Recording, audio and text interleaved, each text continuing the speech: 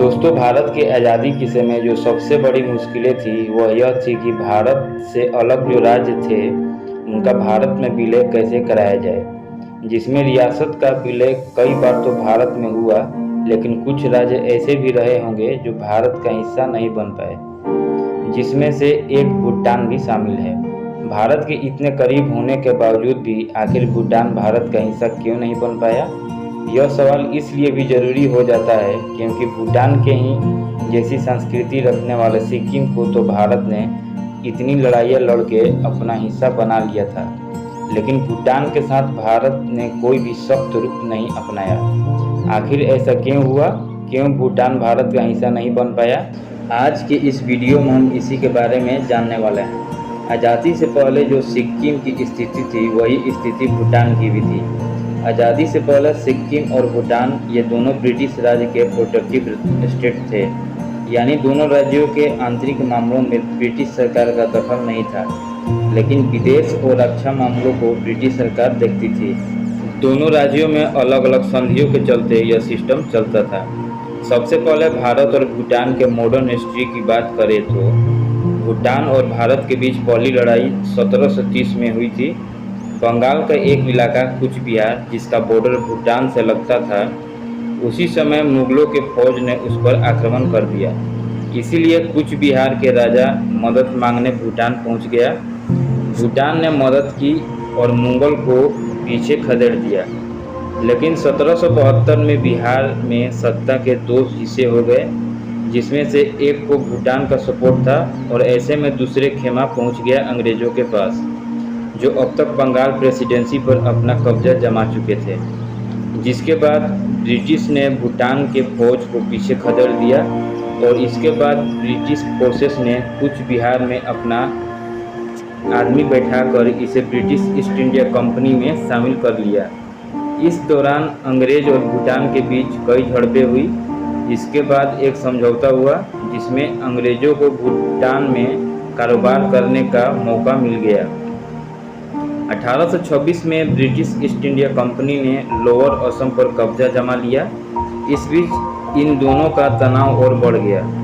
1834 के आसपास एक और जंग हुई, जिसके बाद ब्रिटिश ईस्ट इंडिया कंपनी ने असम के दोआब इलाकों को, जो भूटान के अंदर था और टैक्स देने वाला था, वह पूरी तरह से अंग्रेजों के कब्जे में चला गया। आखिरकार 1864 में ब्रिटिश राज्य और भूटान के बीच जंग हुई। इस जंग का नतीजा निकला एक समझौता। इस समझौते का नाम था सिंचुला की संधि। इस संधि के तहत असम और बंगाल के दोआब पर ब्रिटिश राज्य का कब्जा हो गया। बदले में भूटान को सालाना 50,000 की रकम मिली। यह वही इलाका था जो भूटान के कमाई का जरिया था। इसी दौर में एक और घटना हुई। तिब्बत ने सिक्किम पर आक्रमण कर दिया और अंग्रेज सिक्किम में थे। ऐसे में भूटान दोनों के बीच पिस रहा था। इसी दौरान एक नया लीडर की एंट्री हुई जिसका नाम था उगेन वांगचुक। ऐसे में उगेन वांगचुक ही वह इंसान था जिसने दोनों के बीच समझौता करने में अहम भूमिका निभाया। इसी का नतीजा हुआ कि 1904 का एंग्लो तिब्बत सम्मेलन, जिससे तिब्बत और ब्रिटिश इंडिया के बीच व्यापार समझौता की शुरुआत हुई, और 1907 में उगेन वांगचुक भूटान के राजा बनाए गए। लेकिन अभी इस कहानी में चीन की एंट्री बाकी थी।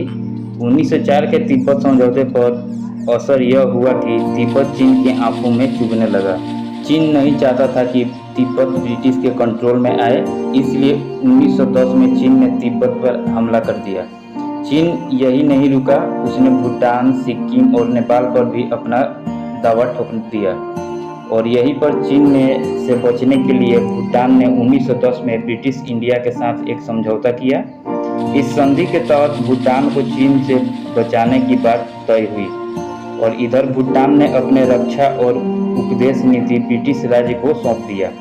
बदले में ब्रिटिश सरकार ने वादा किया कि भूटान के आंतरिक मामलों में दखल नहीं करेगा। भारत के आज़ादी समय जब आ गया तो अंग्रेज भारत छोड़कर जाने लगे। ऐसे में भूटान और सिक्किम दोनों को डर था कि उन्हें भी बाकी रियासतों की तरह ट्रीट न किया जाए। इसीलिए दोनों राज्यों ने अपना पक्ष रखते हुए कहा कि वे बाकी रियासतों से अलग है, उनकी संस्कृति और धर्म अलग है।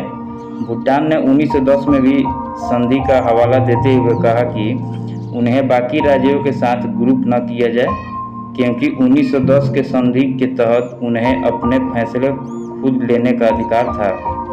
जून 1947 में भूटान के तरफ से एक खत लॉर्ड माउंटबेटन को लिखा गया, जिसमें कहा गया कि भूटान भारत का हिस्सा नहीं बनना चाहिए।